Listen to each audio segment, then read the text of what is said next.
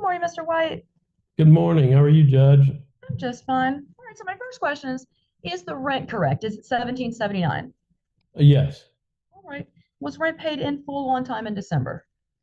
There's no existing lease, and we were not in the premises. We were required to vacate because there's mold in the unit and it's being remediated. Okay. Mr. Lemke, did your client move out of the unit? She did. When did she move out? She moved out, I believe, in early December. She was required to. I moved out in Steam, December. Steam team did a full remediation of the property. We're kind of surprised to be here, Judge, because we were waiting for a mold certification from Steam team. At the end of November, the estate sent us an updated lease, and we said we were going to sign it, and we were ready to move forward. We want to get back in our unit. Miss Lemke is living with a relative with her 10-year-old daughter. All of her possessions are in a garage at the apartment complex. There's been a real lack of communication. We've got a ton of emails and stuff you probably don't want to even look at, but we're trying to get this situation remedied and get a certification on unit 8006 and get our lease renewed. So our position is, one, we don't owe any rent because there's no existing lease, and eviction is improper because there's no existing lease, and we do not occupy the premises. It really just seems to be a communication situation on this. We can't seem to get any traction. The problem is, but one of the problems has been once the mold, which we put them on notice back in October, once that occurred, we were told that we needed to file that on our renter's insurance, which I think we would probably agree that makes absolutely no sense. That claim would be denied, and they're billing us $12,000 for the remediation. And it's my understanding that the cause of the mold was a leak from an HVAC system. So just seems to me, Judge, I mean, there's really not a whole lot of hard feelings here, but we just need to get somebody together competent to figure out, okay, well, this isn't right. Let's get this fixed. Mr. White, you said that your client had a lease, but the lease no longer exists. That's correct. When did the original term of the lease come to an end? I believe it was the end of November. Is that right, Michaela? Yes, Your Honor. Under that lease, was the monthly rent 1779? Yes.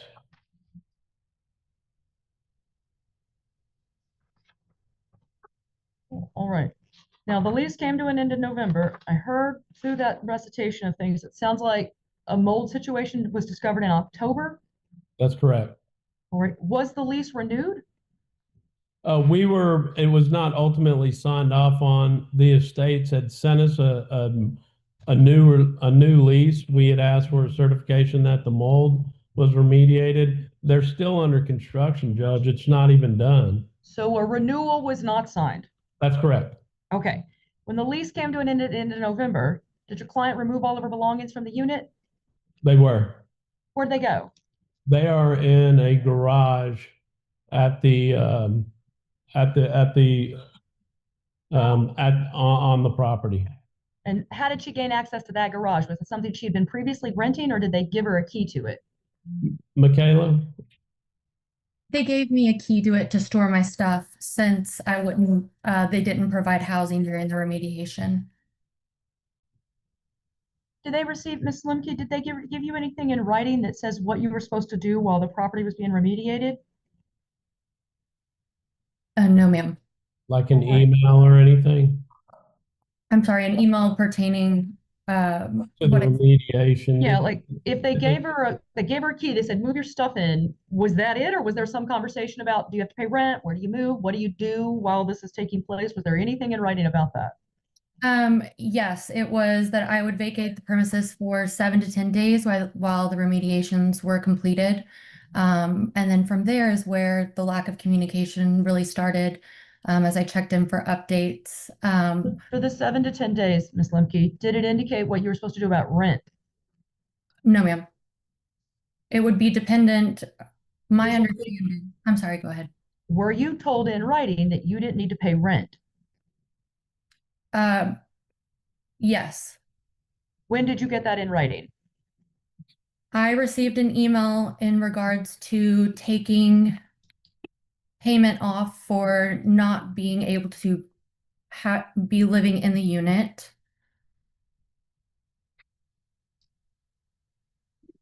They were going to offset for not being in the unit or something, Michaela?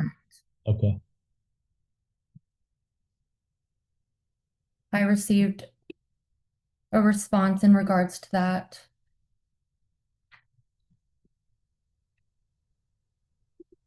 And during this whole time, during the remediation, you have not been in the unit, right? Correct.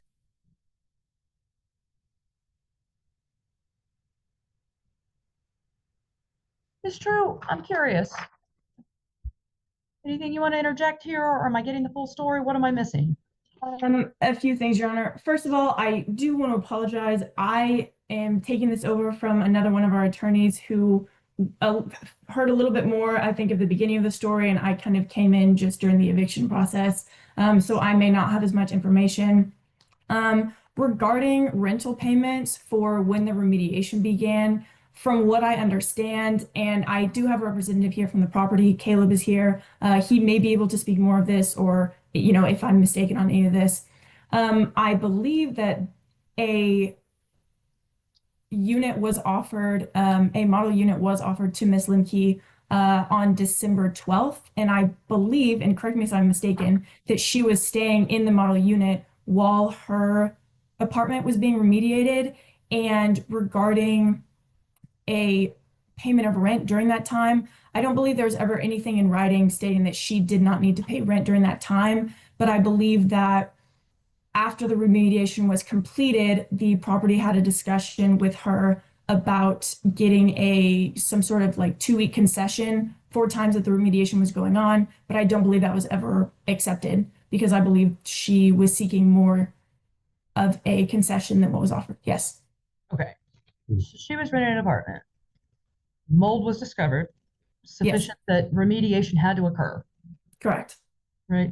Rather than in the lease and her just move, the landlord offered to let her stay someplace else while they fixed her apartment.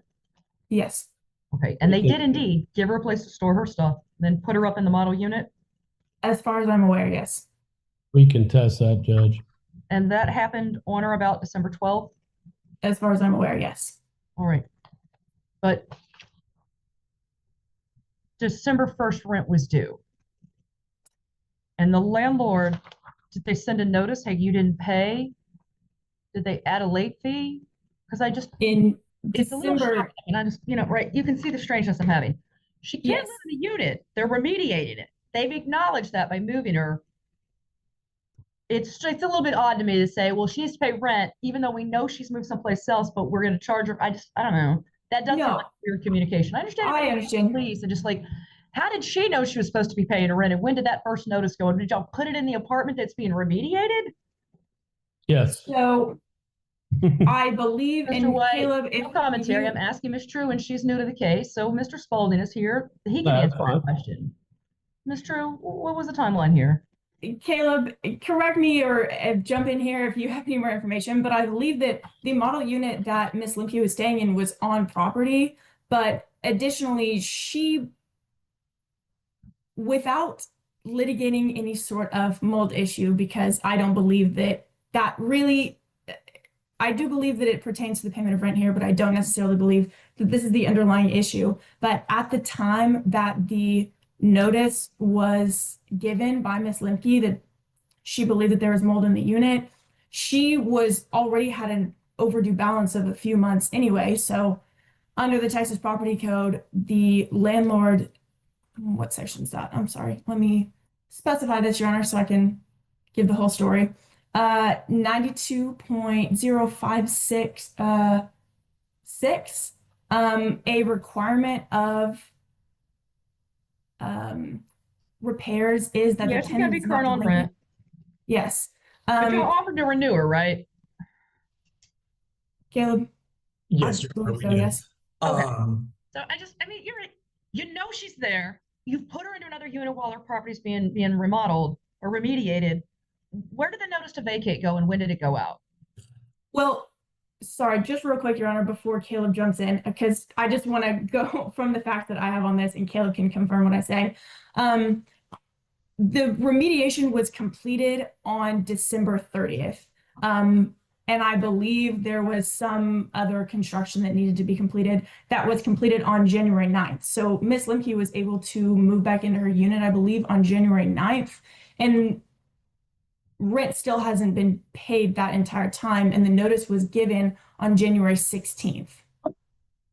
Caleb, can you correct me on that timeline if I'm incorrect, or just kind of let me know? Because I believe you're the one who delivered the notice to vacate. Yes, ma'am, I am. Steam team didn't complete the work. Miss Lemke let us know there was a small hole in the sheetrock in the bathroom, and I let Steam team know that that was incompleted. They came back and got that done. And I believe January 9th was the proper time when that was completed and everything. So at the time the notice to vacate was given, Miss Lemke could have, and you had let her know that she was able to move back into her unit. Yes. But I don't know whether, I don't believe that she moved in, but she basically said that she didn't believe she was responsible for the remediation costs, even though it is our position that she's responsible for the remediation costs. So she wanted further concessions and didn't want that to be charged to her ledger. So she didn't pay the rent at that time and still hasn't to this day. Correct. We offered a 2-week concession and she was asking for a 4-week concession. And I believe we continually offered the 2-week again. Okay, so Mr. Spalding, the notice to vacate, that was sent January 16th. Yes, ma'am. I'm going to share my screen. And Judge, I would point out, like you said, it was, I believe that was put on the apartment 8006, which they knew we weren't there. We've always been willing to work this thing out.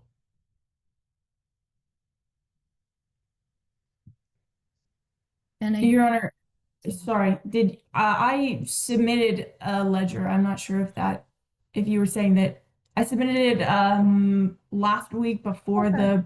I see Okay. that. Are you with your billing sheet? We're good. It's just the Yes. original. We just have the file. It just came in the lease, the notice. All right. Okay, Let me perfect. ask you both. Mr. White, what section of the lease should we look to for repairs and rent while they're ongoing? Because I gotta imagine that y'all got a TAA lease. It's gotta speak to it, or perhaps not. But is there a section that we can look to in the lease that would give us some information about payment of rent while repairs are taking place? I don't know, but again, Judge, there wasn't a valid lease in place at the time, and we weren't in possession of the property. I don't have. Mr. White, I would find that to be non-tenable. Miss Limke signed a lease and she is still under that lease. If The lease she had retained expired. possession, Mr. White, I'm gonna find that the lease is valid and that even though she didn't sign a renewal, she's at a month to month. By retaining her property in the unit and then moving into the model, she got a lease with them. She's not there gratis, right? Her So property was not. at a minimum, everyone, I would find the case, it went month to month and you would be bound to the original terms. So she's got a lease. I wasn't. Does she owe rent under the lease? She Does the didn't lease have speak to possession that? of the property, and her things were not there, Judge, but. Her things were there, Mr. White. She stored them at the landlord's behest in their unit. If she didn't want to leave, she could have gotten her stuff in a moving space and left. Her lease, if your argument is the case, that the lease came to an end and y'all didn't renew it, then why is she there? Her personal property items were in a garage. I am That not. makes her a tenant. I was not given a place to live. Ms. Limke, you did not move. You wanted to come back. Your attorney just told me that y'all were negotiating for you to stay. You wanted more money as a concession. She did move. She did move. Where? But She she didn't moved- take her stuff, right? She accepted. She's living with her mother and has since she vacated, Judge. That's what I'm trying to. But she didn't leave with her stuff. No, because because they were. Her stuff is still in the garage that she moved into on or about, was it December 12th? my stuff is indeed in a garage that they provided me to store my stuff while the unit was being remediated. However, With anticipation of you coming back to it. And then y'all try to negotiate the concession and they only want to give you 2 weeks and your lawyer wants to get you 4. And I can see the argument there, but I see that you still have a lease. She was also judged being billed $12,000 for the remediation. I mean, she couldn't agree to that. I mean, they've got her in a position kind of over a barrel, Judge, where it's sign this and pay for the entire remediation, or I mean, Ms. that's just True, not, it's just not right. Ms. True, where in the lease does it cover whether someone has to pay rent while the repairs are ongoing? Your Honor, I believe the only way or the only section technically that I would look at for this that I'm seeing right now is in 3.1. That specifically says you cannot withhold or offset rent unless authorized by law. At this time, there was no point in which she, I believe, was able to withhold any rent or not pay any rent for that unit, as she was still living on the property. I'm looking right now into the lease to see if I can look at these specific Just so I'm clear, repairs. I want to be really clear. Ms. True, Ms. White, Mr. White, Ms. Lipke's not actually living there. She says she's staying with her mom. That's correct. She got her stuff in a garage somewhere on the premises. Is that correct? That's correct. Why are y'all here? What's that? Does anyone? It doesn't sound like Ms. Limke wants to be a tenant anymore. All right. It doesn't sound like y'all want her to be a tenant. You're literally evicting her. Why don't y'all just open up the garage and let her come get her stuff? You got a moldy apartment that she couldn't live in. You had to repair it. That doesn't seem an argument. Seems like you're pursuing her. It sounds like maybe there's an underlying claim that she caused the mold. And I let y'all can litigate that beyond me. That's got nothing to do with the eviction. In terms of the eviction, what are we giving you back if you want possession? It doesn't sound like you need back possession of the unit. You have that. She hasn't been in it since November. You need back possession of the garage with her stuff in it? Right. Your Honor, really what we Mr. wanted. White, with respect, stop interrupting. You're not assisting anything anymore. Ms. True, does she have the sole excuse of use to that garage? Why don't she just open it up and let her get her stuff? Your Honor, I'm sure that the property would be fine letting her come back and receive her things. I think that the point of going through the eviction was because she was trying to come back to the unit, but didn't want to pay the costs that were associated with the unit. I think that's kind of the underlying issue here for us. Ms. True, do you have information from Mr. Spalding or someone else that Ms. Limke has been trying to get back into the original unit that was remediated? Yes, I believe that we have an email from Ms. Limke from the January 29th. I'm not sure if they had further communication since then that she was trying to come back into the unit. Caleb, have you spoken with her since then, or was that the last communication? I believe that was the last communication. Let me confirm really quick. Thank you. Because for the month of December, it sounds like Ms. Limke wasn't living on site, but she had all her stuff in the garage. For part of December, I believe so. The second half, as far as I'm aware. And do your knowledge, Ms. True and Mr. Spalding can jump in, did Ms. Lemke ever actually accept and move into the model unit? From my review of the communications, yes, she was, but I'm not. Caleb, was she living in the model unit? That might have been a plan initially. I don't believe that it actually ever happened. I believe she did end up Okay. off property with a friend. Okay. Also to clarify, there are still some of her items in the unit currently. There is, I believe, at least one TV as well as a couple of other things. So she does have items still in the unit as well. Ms. Lemke, is that right? Mr. White, do you know if your client still has any items in the original unit? Yes, ma'am. I believe that there are TVs. It was just non-porous items that I was told to leave there while remediation happened. That is still ongoing. All right. Now, Mr. White, was your client notified that the remediation was completed? Ms. True, do you know if your client ever notified the defendant that the remediation was over and she could return back? Yes, Your Honor. I have an email from December 30th that the remediation was completed and there were the reconstruction services that were then completed on January 9th. And I have an email from that as well. And did those emails say to Ms. Lemke, come move back in?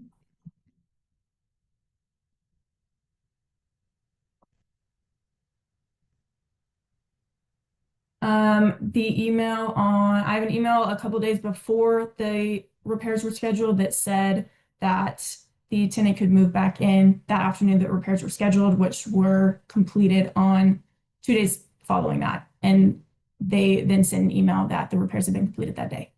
So the email went to Miss Lemke that said you can move back in. Yes, What day was that? January 7th. And then the follow-up email, January 7th said, when repairs are completed, you will be able to move in. And then January 9th, the email that the repairs were completed. So on January 9th, it said, it's done, you can move in. Looking for the specific email, Your Honor. I don't think that there's one necessarily that says on January 9th, it's completed, you can move in, but I have a January 7th that says repairs are scheduled to complete on the 9th, and on that day you'll move in. I mean, I wouldn't want that. I'd want to be more sacrificed. Like, come on, man. I've been a month and a half. Mhm. Can I move in or not? And we all know the repairs are fluid. It should be. You should be able to. It's not the same as it's done. Come get your keys and move in. Was she affirmatively told, come move back? Do you know, Caleb, if there was an email sent from the email chain that I'm looking at that I have, there wasn't an affirmative email on the 9th that said you can move in back on this date. I don't believe, but I'm not There's sure, an Caleb, if you affirmative had. letter on the 16th telling her to move, Mhm. right? And that's only 5 days. That's where my concern is at here. How would she know? Let me confirm really quick. Give me 1 second. All Really right. see if I can find one. And Your Honor, I know Mr. White was, suggesting that we would like to come to some sort of agreement, and whether or not we do get judgment today, I will reach out to Mr. White and we will see if we can figure something out with this. And just see if we can kind of bring in our communication a little bit more. I think that this got bounced around here with everyone a little bit, and I think that there were some miscommunications on this. There's a little strangeness to it. I'll just, for both sides, kind of how I'm I get the timeline together, right? So lease is there.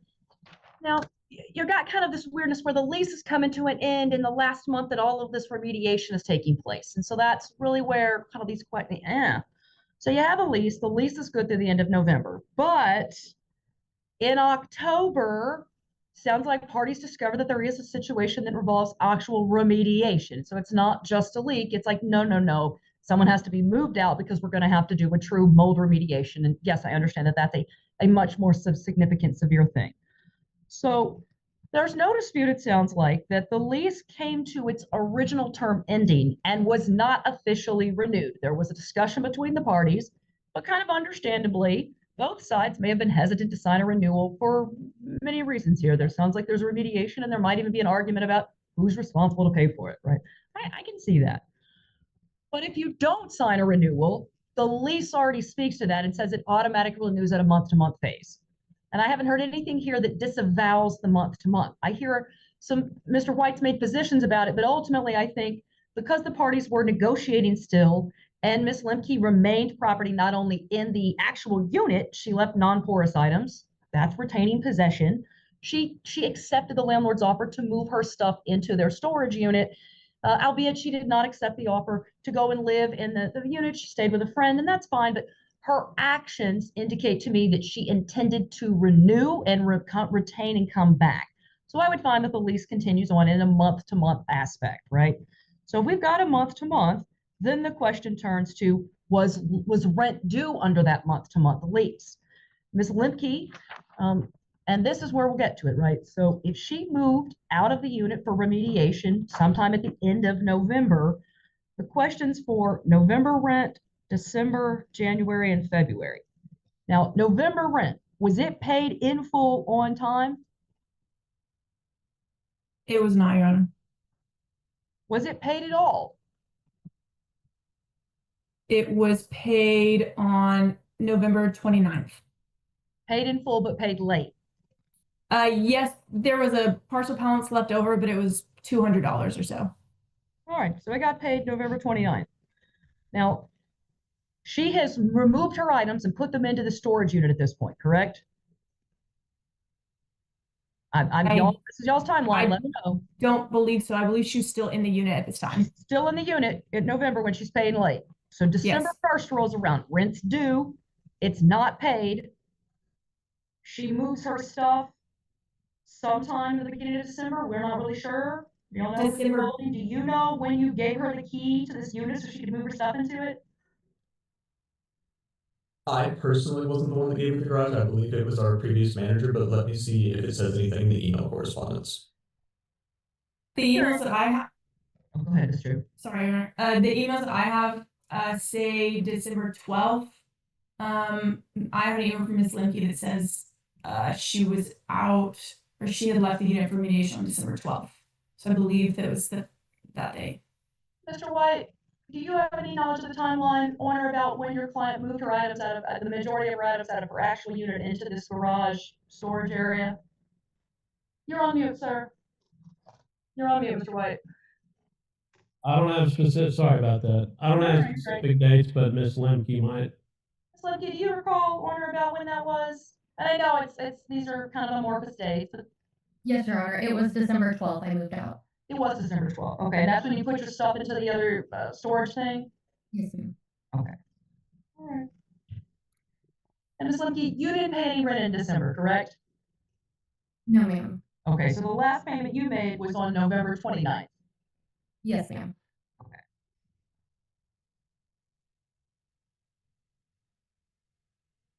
All right. And then January rolls around. There's an email that says work should be done on the 9th. You should be able to move in. Work does get done. Ms. Lemke does not move back in. Instead, on the 16th, a notice to vacate is sent. And where did that notice to vacate go? Like, where was it posted, Your Honor? Yeah, was it posted to the unit that had been remediated? Yes.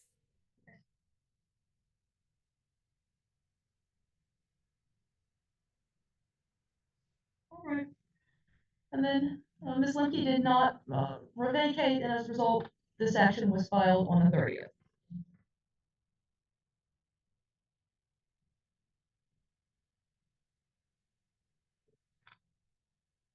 January rent not paid. February rent not paid. Did Ms. Lemke have an obligation to pay the rent in December and January? Now, in November, she had to pay it. Is there any dispute about that? Mr. White, any dispute that November rent was owed by your client? No, Your Honor. Any dispute that she paid it late? It was paid partially, but ultimately paid, so yeah. But it was not paid in full on time as required by the contract. I believe that's right, without having read the lease, yeah. All right. Ms. Lemke, correct? Rent got paid late in November? Yes, there was a payment plan agreement. Okay. And then no money since then? No, ma'am, no money since then until the unit was completed, was All right. understanding. Okay. All right, y'all. We can go ahead and reach it solely on the November rent not getting paid on time. Right now, November rent not being paid on time in and of itself is sufficient lease violation for an eviction. Now, Ms. True, y'all gave the notice to vacate in January. November, had she been late previous to November? Mr. Spalding, do you know, in looking at the ledger, had there been previous late payments by the defendant? Yes, ma'am, I believe so. I have the letter right here that I can review quickly. Mr. White, do you by any chance know, had there been previous late payments? I think what happened, Judge, is that there were some partial payments that were ultimately, the parties agreed to a certain payment plan, and that's what Yes. all paid. So I believe, yeah, based Okay. on what you said. All right. I think I can get there then. All right. So there's a violation wholly stemming from November, Ms. Lemke. The November rent being paid late and the previous made payments. I understand that y'all came up with a payment plan later to make it try to keep going forward, but it's still a violation and it's not an upholding of the original term struck, right? I get set up for a date, I may agree to still go out with them later, but they still stood me up the first time. That's essentially what the landlord has shown and what is not a dispute. I'm gonna ignore entirely what is owed or are potentially owed for December, January, and February, because I think there is still a lot of negotiation between the parties. I'm not gonna make any back decisions for y'all. It sounds like there's a lot to be done with that, and both parties have to have counsel that know what you're doing for that one. we'll make this an eviction because there was not payment in full on time and the notice is sufficient for that. So it would be a possession and I would award the attorney's fees for $1,000, but I'm not gonna make any award of back rent because honestly, I can't calculate that. I think there's an argument to be made in that one and we haven't heard a whole lot of information. So it'll be possession and attorney's fees and cost of court. On appeal, I'll just put that at 1 month of rent, $1,779. Now, Ms. True and Mr. White, both of you are fantastic counsel. I can see you're doing a good job for both your clients here. We've got 5 days of plenary power, and that's gonna start tomorrow. If y'all work it out and come up with something that you'd rather do, an agreed judgment, a set aside, a motion to vacate, let me know. I'm not trying to get in y'all's way, okay? Also, I understand that Ms. Lemke, Mr. White, Ms. True, Mr. Spalding, everyone's got sort of, there's ongoing here. Just let me know while I get to that 5th day, otherwise, I'm not supposed to touch it. So, Alright. assuming, Judge, I just want to follow your instructions properly, assuming that we're able to reach an agreement, because it sounds like it should probably happen. If we submit an agreed judgment, Ms. Lemke was concerned about having an eviction on her record, because what could happen is that if she is evicted here and her and her daughter go to get another apartment. Absolutely, Mr. White, I wholly understand the consequences that can involve from that.